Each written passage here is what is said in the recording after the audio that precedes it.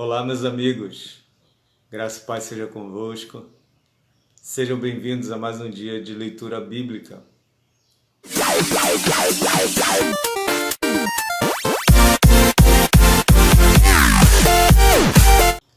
Hoje nós vamos ler do capítulo 13 até o capítulo 16, finalizando o 1 Coríntios. E vamos ler também do 1 ao capítulo 8 de 2 Coríntios. Vamos orar? Pai, muito obrigado por esse dia, Senhor. Fica à vontade nesse lugar, Jesus. Nós queremos te ouvir, Pai. Nós precisamos te ouvir, Jesus. Abre nossos olhos, abre nossos ouvidos, Pai. Abre o nosso entendimento, Senhor, para entender a Tua palavra. E nos ajude, nos ensine a vivê-la, Senhor, no dia a dia, Pai. Em nome de Jesus, Pai. Fica à vontade nesse lugar. Em nome de Jesus. Amém. Amém. Vamos lá, então. 1 Coríntios, capítulo 13.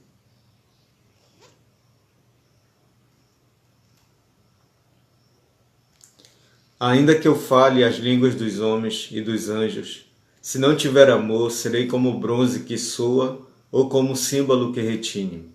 Ainda que eu tenha o dom de profetizar e conheça todos os mistérios e toda a ciência, ainda que eu tenha tamanha fé a ponto de transportar montes, se não tiver amor, nada serei. E ainda que eu distribua todos os meus bens entre os pobres, e ainda que entregue o meu próprio corpo para ser queimado, se não tiver amor, nada disso me aproveitará. O amor é paciente, é benigno. O amor não arde em ciúmes, não se ufana, não se ensoberbece, não se conduz inconvenientemente, não procura os seus interesses, não se exaspera, não se ressente do mal, não se alegra com a injustiça, mas regozija-se com a verdade. Tudo sofre, tudo crê, tudo espera, tudo suporta. O amor jamais acaba, mas havendo profecias, desaparecerão, havendo línguas, cessarão, havendo ciência, passará. Porque em parte conhecemos e em parte profetizamos. Quando, porém, vier o que é perfeito, então o que é em parte será aniquilado. Quando eu era menino, falava como um menino, sentia como um menino, pensava como um menino. Quando cheguei a ser homem, desisti das coisas próprias de menino, porque agora vemos como em espelho, obscuramente. Então veremos face a face. Agora conheço em parte, então conhecerei como também sou conhecido. Agora, pois, permanecem a fé, a esperança e o amor.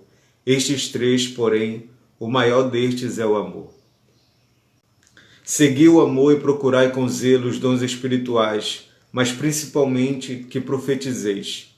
Pois quem fala em outra língua não fala a homens, senão a Deus, visto que ninguém o entende, em espírito fala mistérios. Mas o que profetiza fala ao homem, edificando, exortando e consolando. O que fala em outra língua, a si mesmo se edifica, mas o que profetiza edifica a igreja. Eu quisera que vós todos falasseis em outras línguas, muito mais, porém, que profetizasseis, porque quem profetiza é superior ao que fala em outras línguas, salvo se as interpretar, para que a igreja receba edificação. Agora, porém, irmãos, se eu for ter convosco falando em outras línguas, em que vos aproveitarei, se vos não falar por meio de revelação, ou de ciência, ou de profecia, ou de doutrina? É assim que instrumentos inanimados, como a flauta ou a cítara, quando emitem sons, se não os derem bem distintos, como se reconhecerá o que se toca na flauta ou cítara? Pois também, se a trombeta der som incerto, quem se preparará para a batalha? Assim vós, se com a língua não disserdes palavras compreensíveis, como se entenderá o que dizeis? Porque estareis como se falasseis ao ar. Há, sem dúvida, muitos tipos de vozes no mundo, nenhum deles, contudo, sem sentido. Se eu, pois, ignorar a significação da voz, serei estrangeiro para aquele que fala, e ele estrangeiro para mim. Assim também vós, visto que desejais dons espirituais, procurai progredir para a edificação da igreja. Pelo que o que fala em outra língua deve orar para que a possa interpretar. Porque se eu orar em outra língua, o meu espírito ora de fato, mas a minha mente fica infrutífera. Que farei, pois? Orarei com o espírito, mas também orarei com a mente. Cantarei com o espírito, mas também cantarei com a mente. E se tu bendisseres apenas em espírito, como dirá um indouto o amém depois da tua ação de graças, visto que não entende o que dizes? Porque tu, de fato, dás bem as graças, mas o outro não é edificado. Dou graças a Deus porque falo em outras línguas mais do que todos vós. Contudo, prefiro falar na igreja 5 palavras com o meu entendimento para instruir outros a falar 10.000 palavras em outra língua. Irmãos, não sejais meninos no juízo, na malícia sim, sede crianças. Quanto ao juízo, sede homens amadurecidos. Na lei está escrito: falarei a este povo por homens de outras línguas e por lábios de outros povos, e nem assim me ouvirão, diz o Senhor. De sorte que as línguas constituem um sinal não para os crentes, mas para os incrédulos. Mas a profecia não é para os incrédulos, e sim para os que creem. Se, pois, toda a igreja se reunir no mesmo lugar e todos se puserem a falar em outras línguas, no caso de entrarem doutos ou incrédulos, não dirão porventura que estáis loucos? Porém, se todos profetizarem e entrar algum incrédulo ou indouto, é ele por todos convencido e por todos julgado. Tornam-se-lhe manifestos os segredos do coração, e assim, prostrando-se com a face em terra, adorará a Deus, testemunhando que Deus está de fato no meio de vós. Que fazer, pois, irmãos? Quando vos reunis, um tem salmo, outro doutrina, este traz revelação, aquele outra língua, e ainda outro interpretação. Seja tudo feito para a edificação. No caso de alguém falar em outra língua, que não sejam mais do que 2, ou quando muito 3, e isto sucessivamente, e haja quem interprete. Mas não havendo intérprete, fique calado na igreja, falando consigo mesmo e com Deus.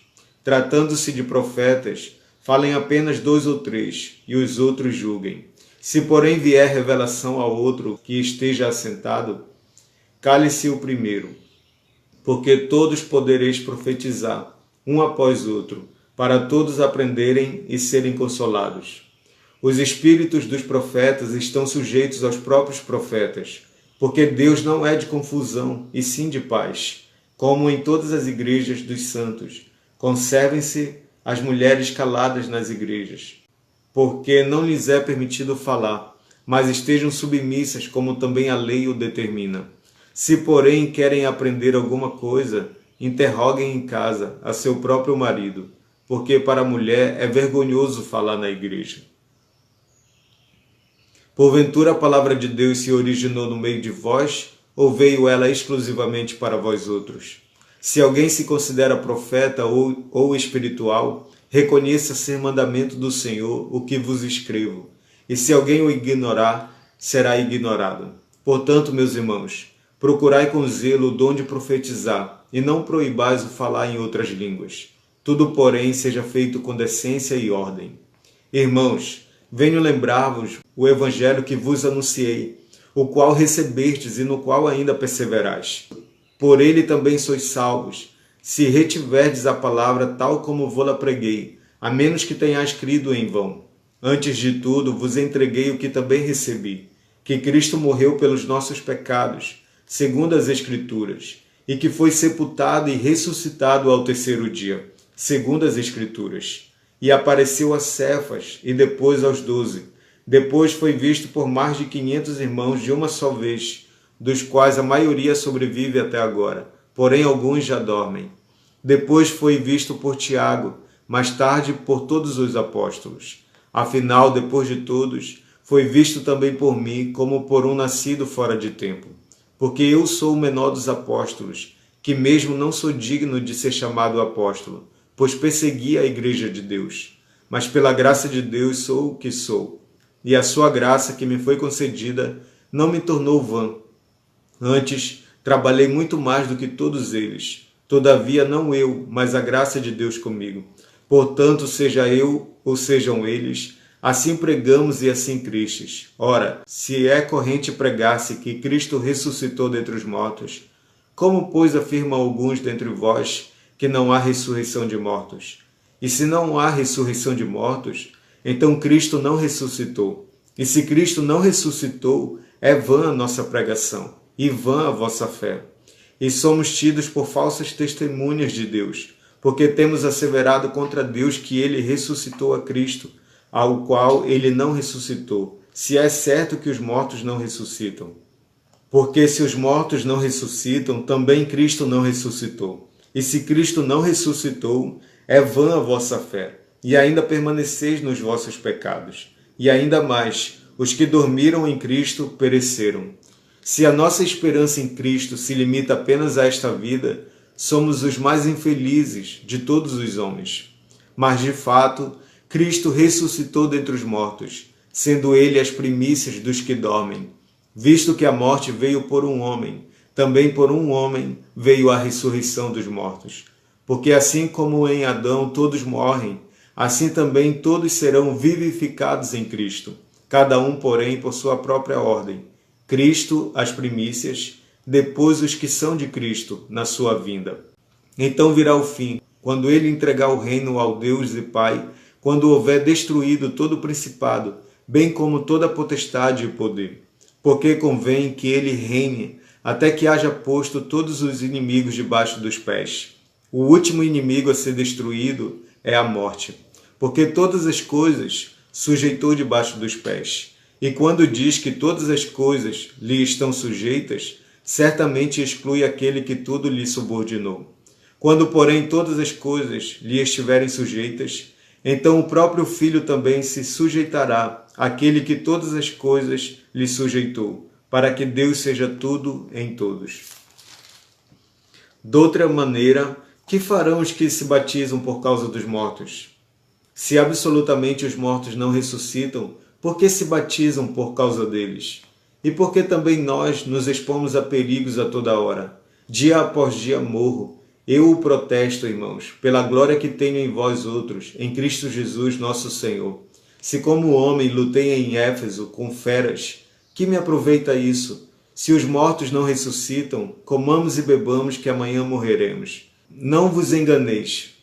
As más conversações corrompem os bons costumes.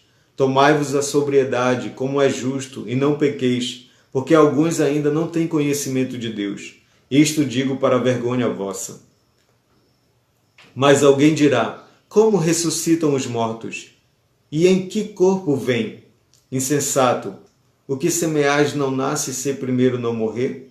E quando semeais, não semeais o corpo que há de ser, mas o simples grão como de trigo ou de qualquer outra semente. Mas Deus lhe dá corpo como lhe aprovidar, e a cada uma das sementes o seu corpo apropriado.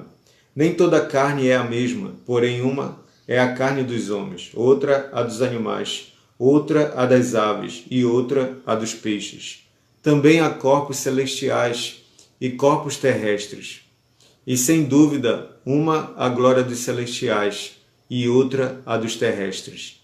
Uma é a glória do sol, outra a glória da lua e outra a das estrelas. Porque até entre estrela e estrela há diferenças de esplendor. Pois assim também é a ressurreição dos mortos. Semeia-se o corpo na corrupção, ressuscita na incorrupção. Semeia-se em desonra, ressuscita em glória. Semeia-se em fraqueza, ressuscita em poder. Semeia-se corpo natural, ressuscita corpo espiritual. Se há corpo natural, há também corpo espiritual. Pois assim está escrito: o primeiro homem, Adão, foi feito alma vivente. O último Adão, porém, é o espírito vivificante. Mas não é primeiro o espiritual, e sim o natural, depois o espiritual. O primeiro homem formado da terra é terreno, o segundo homem é do céu. Como foi o primeiro homem, o terreno, tais são também os demais homens terrenos. E como é o homem celestial, tais também os celestiais. E assim como trouxemos a imagem do que é terreno, devemos trazer também a imagem do celestial. Isto afirmo, irmãos, que a carne e o sangue não podem herdar o reino de Deus, nem a corrupção herdar a incorrupção. Eis que vos digo um mistério. Nem todos dormiremos, mas transformados seremos todos. No momento, no abrir e fechar de olhos, ao ressoar da última trombeta. A trombeta soará, os mortos ressuscitarão incorruptíveis, e nós seremos transformados. Porque é necessário que este corpo corruptível se revista da incorruptibilidade e que o corpo mortal se revista da imortalidade. E quando este corpo corruptível se revestir de incorruptibilidade e o que é mortal se revestir de imortalidade, então se cumprirá a palavra que está escrita: tragada foi a morte pela vitória. Onde está, ó morte, a tua vitória? Onde está, ó morte, o teu aguilhão? O aguilhão da morte é o pecado, e a força do pecado é a lei. Graças a Deus que nos dá a vitória por intermédio de nosso Senhor Jesus Cristo. Portanto, meus amados irmãos, sede firmes, inabaláveis e sempre abundantes na obra do Senhor, sabendo que no Senhor o vosso trabalho não é vão. Quanto à coleta para os santos, fazei vós também como ordenei às igrejas da Galácia. No primeiro dia da semana, cada um de vós ponha de parte em casa, conforme a sua prosperidade, e vá juntando para que se não façam coletas quando eu for. E quando tiver chegado, enviarei com cartas para levarem as vossas dádivas a Jerusalém, aqueles que aprovardes. Se convier que eu também vá, eles irão comigo. Irei ter convosco por ocasião da minha passagem pela Macedônia, porque devo percorrer a Macedônia. E bem pode ser que convosco me demore, ou mesmo passe um inverno, para que me encaminheis nas viagens que eu tenha de fazer. Porque não quero agora ver-vos apenas de passagem, pois espero permanecer convosco algum tempo, se o Senhor o permitir. Ficarei, porém, em Éfeso até ao Pentecostes, porque uma porta grande e oportuna para o trabalho se me abriu, e há muitos adversários.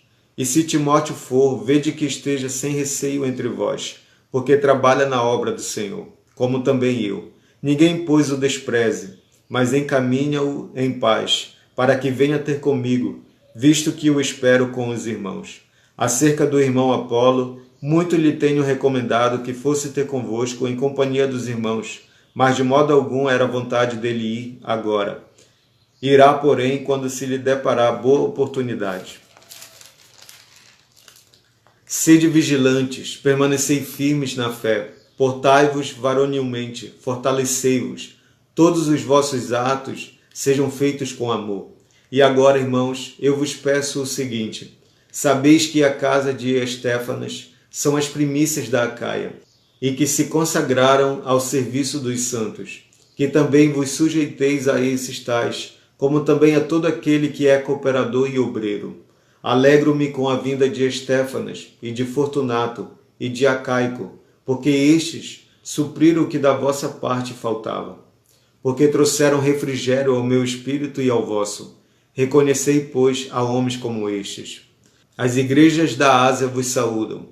No Senhor muito vos saúdam Áquila e Priscila, e bem assim a igreja que está na casa deles. Todos os irmãos vos saúdam. Saudai-vos uns aos outros com ósculo santo. A saudação escrevo-a eu, Paulo, de próprio punho.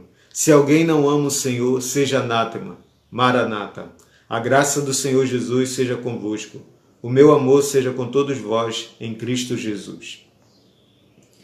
Paulo, apóstolo de Cristo Jesus pela vontade de Deus, e o irmão Timóteo, à igreja de Deus que está em Corinto, e a todos os santos em toda a Caia. Graça a vós outros e paz da parte de Deus nosso Pai e do Senhor Jesus Cristo.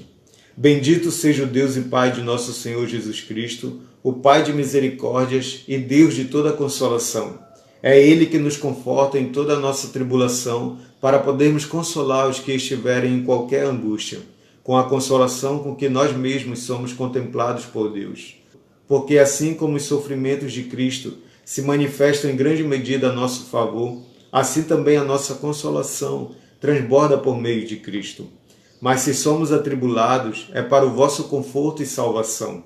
Se somos confortados, é também para o vosso conforto, o qual se torna eficaz, suportando vós com paciência os mesmos sofrimentos que nós também padecemos. A nossa esperança a respeito de vós está firme, sabendo que, como sois participantes dos sofrimentos, assim o sereis da consolação. Porque não queremos, irmãos, que ignoreis a natureza da tribulação que nos sobreveio na Ásia, porquanto foi acima das nossas forças, a ponto de desesperarmos até da própria vida. Contudo, já em nós mesmos, tivemos a sentença de morte, para que não confiemos em nós, e sim no Deus que ressuscita os mortos, o qual nos livrou e livrará de tão grande morte, em quem temos esperado que ainda continuará a livrar-nos, ajudando-nos também vós com as vossas orações a nosso favor, para que por muitos sejam dadas graças a nosso respeito, pelo benefício que nos foi concedido por meio de muitos. Porque a nossa glória é esta, o testemunho da nossa consciência, de que com santidade e sinceridade de Deus, não com sabedoria humana, mas na graça divina, temos vivido no mundo, e mais especialmente para convosco. Porque nenhuma outra coisa vos escrevemos, além das que leides e bem compreendeis, e espero que o compreendereis de todo, como também já em parte nos compreendestes, que somos a vossa glória, como igualmente sois a nossa, no dia de Jesus nosso Senhor. Com esta confiança, resolvi ir primeiro encontrar-me convosco, para que tivesseis um segundo benefício, e por vosso intermédio passar a Macedônia, e da Macedônia voltar a encontrar-me convosco, e ser encaminhado por vós para a Judéia. Ora, determinando isto, terei porventura agido com leviandade? Ou, ao deliberar, acaso delibero segundo a carne, de sorte que haja em mim simultaneamente o sim e o não? Antes, como Deus é fiel, a nossa palavra para convosco não é sim e não, porque o Filho de Deus, Cristo Jesus, que foi por nosso intermédio anunciado entre vós, isto é, por mim e Silvano e Timóteo, não foi sim e não, mas sempre nele houve o sim. Porque quantas são as promessas de Deus, tantas tem nele o sim, porquanto também por ele é o amém para a glória de Deus, por nosso intermédio. Mas aquele que nos confirma convosco em Cristo e nos ungiu é Deus, que também nos selou e nos deu o penhor do Espírito em nosso coração. Eu, porém, por minha vida, tomo a Deus por testemunha de que para vos poupar não tornei ainda a Corinto. Não que tenhamos domínio sobre a vossa fé, mas porque somos cooperadores de vossa alegria, porquanto pela fé já estáis firmados. Isto deliberei por mim mesmo, não voltar a encontrar-me convosco em tristeza, porque se eu vos entristeço, quem me alegrará, senão aquele que está entristecido por mim mesmo? E isto escrevi para que, quando for, não tenha tristeza da parte daqueles que deveriam alegrar-me, confiando em todos vós de que a minha alegria é também a vossa. Porque no meio de muitos sofrimentos e angústias de coração, vos escrevi com muitas lágrimas, não para que ficasseis entristecidos, mas para que conhecesseis o amor que vos consagro em grande medida. Ora, se alguém causou tristeza, não o fez apenas a mim, mas para que eu não seja demasiadamente áspero, digo que em parte a todos vós. Basta-lhe a punição pela maioria, de modo que deveis, pelo contrário, perdoar-lhe e confortá-lo, para que não seja o mesmo consumido por excessiva tristeza. Pelo que vos rogo que confirmeis para com ele o vosso amor. E foi por isso também que vos escrevi, para ter prova de que em tudo sois obedientes. A quem perdoais alguma coisa, também eu perdoo.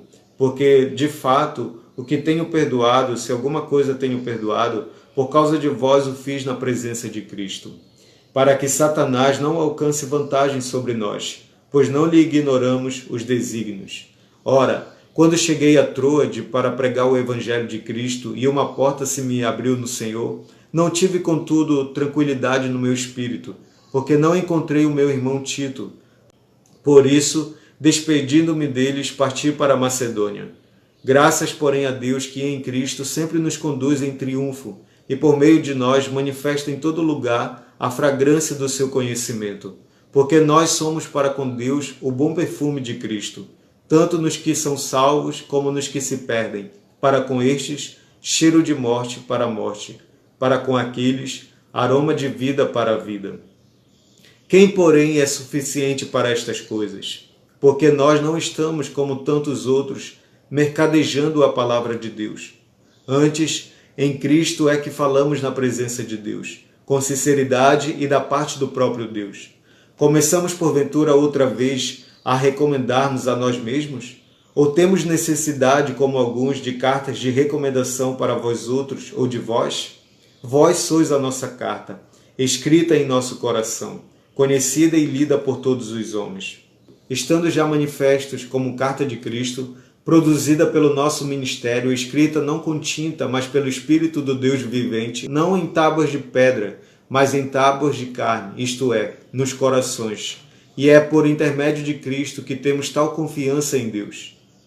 Não que por nós mesmos sejamos capazes de pensar alguma coisa, como se partisse de nós. Pelo contrário, a nossa suficiência vem de Deus, o qual nos habilitou para sermos ministros de uma nova aliança, não da letra, mas do Espírito, porque a letra mata, mas o Espírito vivifica.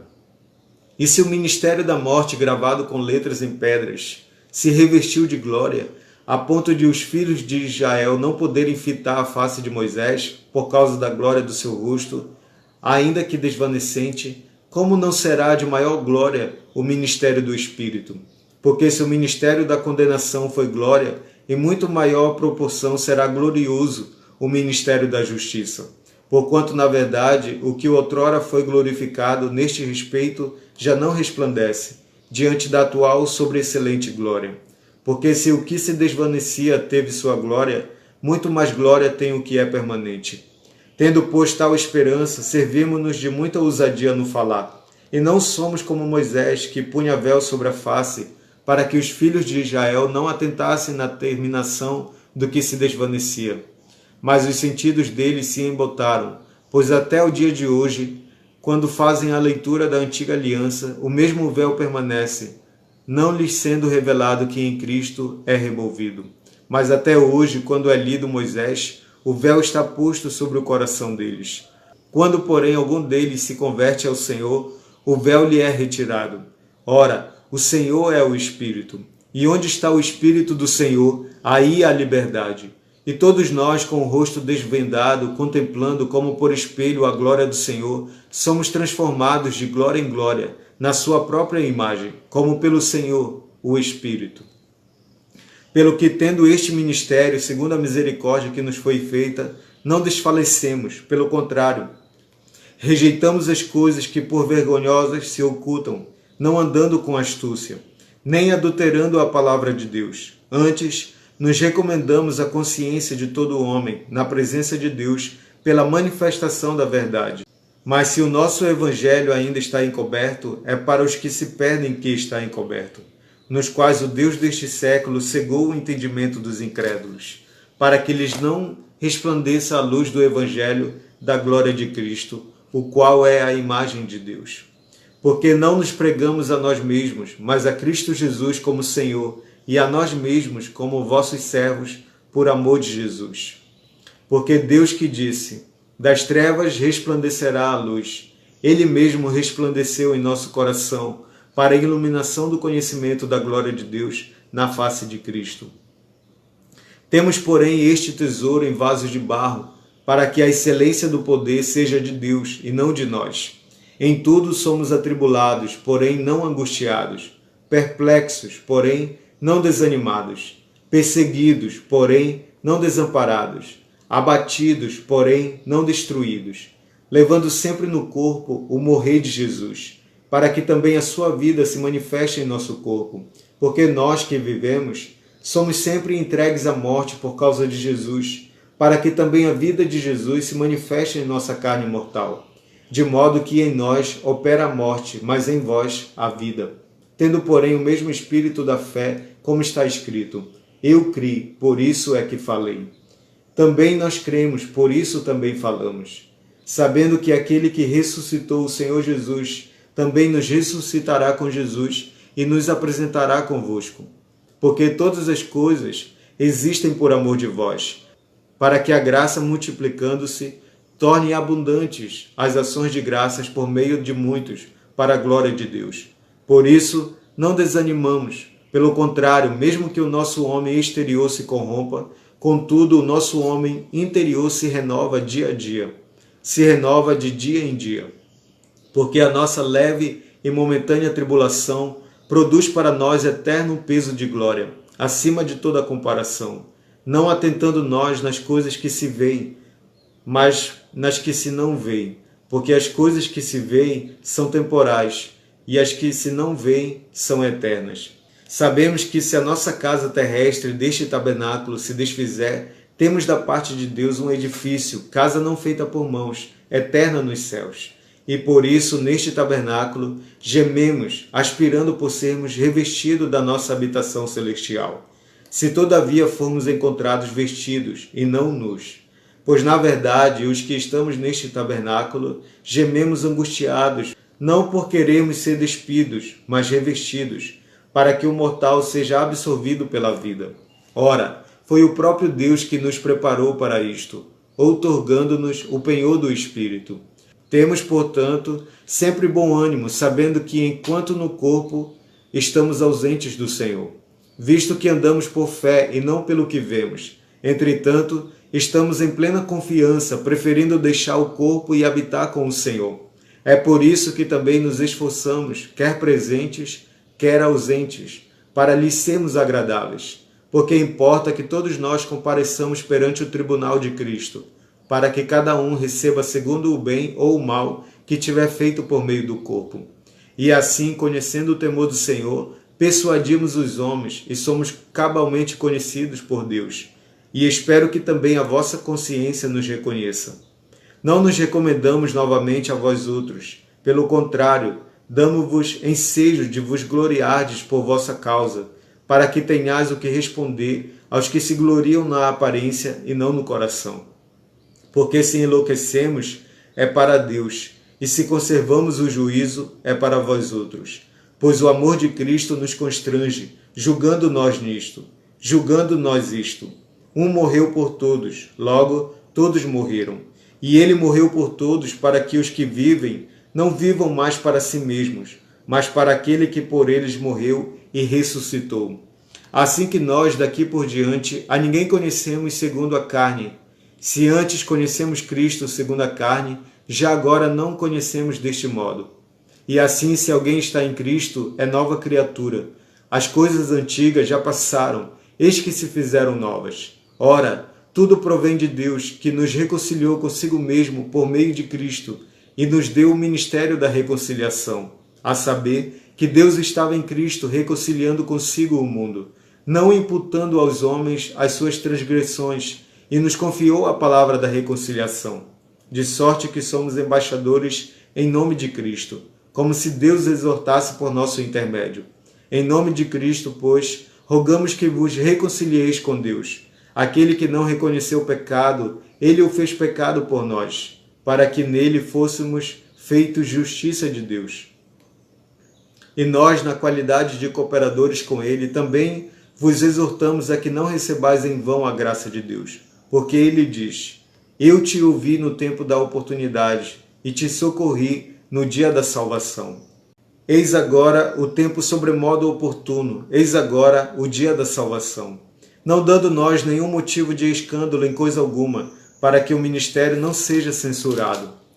Pelo contrário, em tudo recomendando-nos a nós mesmos como ministros de Deus, na muita paciência, nas aflições, nas privações, nas angústias, nos açoites, nas prisões, nos tumultos, nos trabalhos, nas vigílias, nos jejuns, na pureza, no saber, na longanimidade, na bondade, no Espírito Santo, no amor não fingido, na palavra da verdade, no poder de Deus, pelas armas da justiça, quer ofensivas, quer defensivas, por honra e por desonra, por infâmia e por boa fama, como enganadores e sendo verdadeiros, como desconhecidos e entretanto bem conhecidos, como se estivéssemos morrendo e contudo eis que vivemos, como castigados, porém não mortos, entristecidos, mas sempre alegres, pobres, mas enriquecendo a muitos, nada tendo, mas possuindo tudo.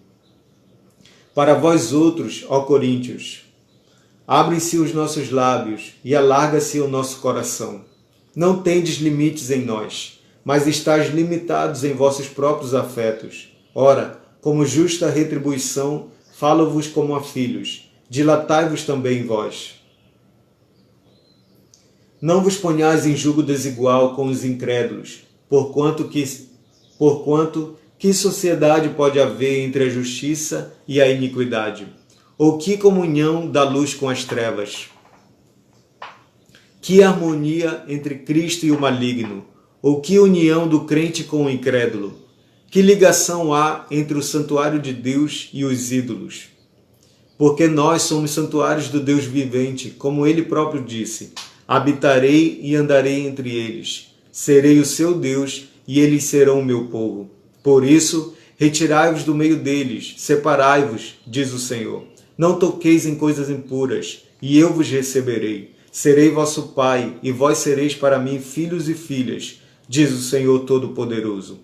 Tendo, pois, ó amados, tais promessas, purifiquemo-nos de toda impureza, tanto da carne como do espírito, aperfeiçoando a nossa santidade no temor de Deus. Acolhei-nos em vosso coração, a ninguém tratamos com injustiça, a ninguém corrompemos, a ninguém exploramos. Não falo para vos condenar, porque já vos tenho dito que estais em nosso coração, para juntos morrermos e vivermos. Muito grande é a minha franqueza para convosco, e muito me glorio por vossa causa. Sinto-me grandemente confortado e transbordante de júbilo em toda a nossa tribulação, porque chegando nós à Macedônia, nenhum alívio tivemos, pelo contrário, em tudo fomos atribulados, lutas por fora, temores por dentro. Porém, Deus, que conforta os abatidos, nos consolou com a chegada de Tito. E não somente com a sua chegada, mas também pelo conforto que recebeu de vós, referindo-nos à vossa saudade. O vosso pranto, o vosso zelo por mim, aumentando assim meu regozijo. Porquanto, ainda que vos tenha contristado com a carta, não me arrependo, embora já me tenha arrependido. Vejo que aquela carta vos contristou por breve tempo. Agora me alegro não porque fostes contristados, mas porque fostes contristados para arrependimento, pois fostes contristados segundo Deus, para que ele de nossa parte nenhum dano sofresseis. Porque a tristeza, segundo Deus, produz arrependimento para a salvação, que a ninguém traz pesar. Mas a tristeza do mundo produz morte. Porque quanto cuidado não produziu isto mesmo em vós, que segundo Deus fostes contristados. Que defesa, que indignação, que temor, que saudades, que zelo, que vindita. Em tudo destes provas de estardes inocentes neste assunto. Portanto, embora vos tenha escrito, não foi por causa do que fez o mal, mas por causa do que sofreu o agravo, mas para que a vossa solicitude a nosso favor fosse manifesta entre vós diante de Deus. Foi por isto que nos sentimos confortados, e acima desta nossa consolação, muito mais nos alegramos pelo contentamento de Tito, cujo espírito foi recriado por todos vós. Porque se em alguma coisa me gloriei de vós para com ele, não fiquei envergonhado. Pelo contrário, como em tudo vos falamos com verdade, também a nossa exaltação na presença de Tito se verificou ser verdadeira. E o seu entranhável afeto cresce mais e mais para convosco, lembrando-se da obediência de todos vós, de como o recebestes com temor e tremor. Alegro-me porque em tudo posso confiar em vós. Também, irmãos, vos fazemos conhecer a graça de Deus concedida às igrejas da Macedônia, porque no meio de muita prova de tribulação manifestaram abundância de alegria, e a profunda pobreza deles superabundou em grande riqueza da sua generosidade. Porque eles, testemunho eu, na medida de suas posses, e mesmo acima delas, se mostraram voluntários, pedindo-nos com muitos rogos a graça de participarem da assistência aos santos. E não somente fizeram como nós esperávamos, mas também deram-se a si mesmos, primeiro ao Senhor, depois a nós pela vontade de Deus. O que nos levou a recomendar a Tito que, como começou, assim também complete esta graça entre vós. Como, porém, em tudo manifestais superabundância, tanto na fé e na palavra como no saber, e em todo cuidado, e em nosso amor para convosco, assim também abundeis nesta graça. Não vos falo na forma de mandamento, mas para provar, pela diligência de outros, a sinceridade do vosso amor. Pois conheceis a graça de nosso Senhor Jesus Cristo, que sendo rico se fez pobre por amor de vós, para que pela sua pobreza vos tornasseis ricos. E nisto dou minha opinião, pois a vós outros, que desde o ano passado principiastes não só a prática, mas também o querer, convém isto. Completai agora a obra começada, para que assim como revelastes prontidão no querer, assim a leveis a termo segundo as vossas posses. Porque se há boa vontade, será aceita conforme o que o homem tem, e não segundo o que ele não tem. Porque não é para que os outros tenham alívio e vós sobrecarga, mas para que haja igualdade. Suprindo a vossa abundância no presente a falta daqueles, de modo que a abundância daqueles venha suprir a vossa falta, e assim haja igualdade. Como está escrito, o que muito colheu não teve demais, e o que pouco não teve falta. Mas graças a Deus que pôs no coração de Tito a mesma solicitude por amor de vós, porque atendeu ao nosso apelo, e mostrando-se mais cuidadoso, partiu voluntariamente para vós outros. E com ele enviamos o irmão cujo louvor no Evangelho está espalhado por todas as igrejas. E não só isto, mas foi também eleito pelas igrejas para ser nosso companheiro no desempenho desta graça ministrada por nós, para a glória do próprio Senhor e para mostrar a nossa boa vontade, evitando assim que alguém nos acuse em face desta generosa dádiva, pois o que nos preocupa é procedermos honestamente, não só perante o Senhor, como também diante dos homens. Com eles enviamos nosso irmão, cujo zelo, em muitas ocasiões e de muitos modos, temos experimentado. Agora, porém, se mostra ainda mais zeloso pela muita confiança em vós. Quanto a Tito, é meu companheiro e cooperador convosco. Quanto a nossos irmãos, são mensageiros das igrejas e glória de Cristo. Manifestai, pois, perante as igrejas, a prova do vosso amor e da nossa exultação a vosso respeito na presença destes homens. Amém? E assim nós encerramos a leitura do dia. Finalizamos 1 Coríntios e iniciamos 2 Coríntios. Vamos orar? Pai, muito obrigado, Senhor, por Tua palavra. Obrigado por falar conosco mais uma vez. Obrigado, Senhor, porque a Tua correção gera tristeza em nós, mas é uma tristeza que nos leva ao arrependimento, Senhor. Obrigado, Deus, porque o Senhor nos dá a oportunidade de participar da Tua obra, da manifestação do Teu reino. Nos ajude a cada dia a andar nessa verdade. Nos ajude, Senhor, a sermos irmãos crentes que têm discernimento correto, Deus, que traz palavra de entendimento à igreja, que não fique apenas nos mistérios, como Paulo repreende alguns deles aqui, Senhor. Ele preferia falar uma palavra entendível do que milhares de palavras desconhecidas, Senhor. Não desfazendo o falar em línguas, mas a importância de falar com entendimento, Senhor. Que haja ordem e decência nos nossos cultos, nas nossas reuniões, que possamos ter entendimento da Tua palavra, Deus. Em nome de Jesus, nos faz uma igreja madura, crescida, assim como o Senhor forjou a igreja de Corinto, Pai. Em nome de Jesus, continue conosco nesse dia, Pai. Em nome de Jesus, em nome de Jesus, nos ensine a andar no amor do Senhor. Nos ensine a amar como o Senhor ama, Pai. Em nome de Jesus. Amém e amém. Até amanhã, se Deus quiser.